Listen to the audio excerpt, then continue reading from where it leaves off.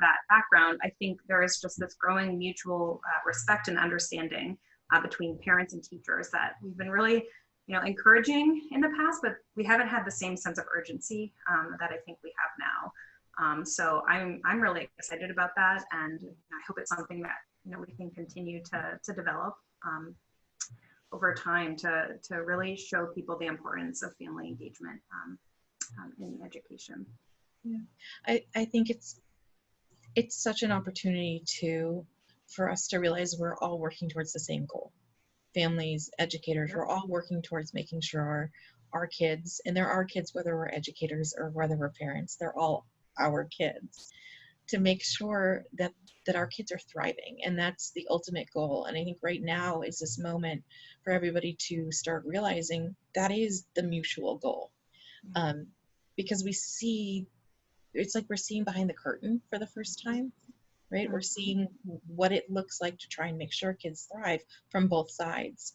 And I love that it's not anymore. It doesn't feel like separate sides. It feels like togetherness. Yeah, absolutely. And, for all of us, we're all feeling this pressure and the fact that, time is going by and we're not going to get that time back. Our kids aren't going to be able to go through second grade again. So I think even though that pressure is, incredibly challenging for everybody, I think that's where kind of this collaboration is so important. And, let's communicate about it. How are you feeling about, this new distance learning approach? Having teachers ask the parents how it's going, have the parents ask the teachers how it's going for them, and, what else they can do to really make sure that, just like you said, that we're really supporting the students at the end of the day as best we can.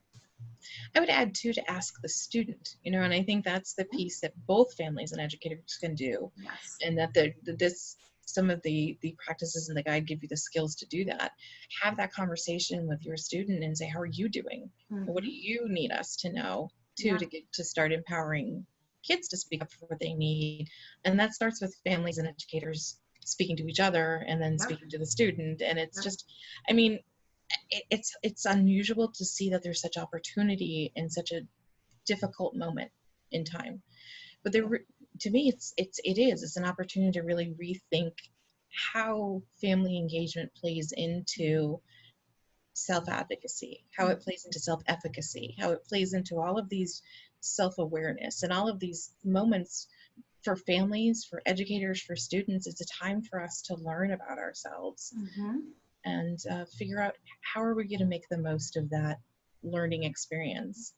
Yeah, and I think about that sort of that goal setting strategy on the guide. And I think, when parents kind of can see that and say, oh, well, that is really important. I never really thought about, maybe I should think about and talk to my child about what a good goal for them could be. And we can make this realistic. We can make this, something that they're able to achieve with my support.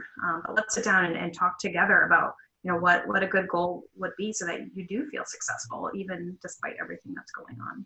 Yeah, definitely.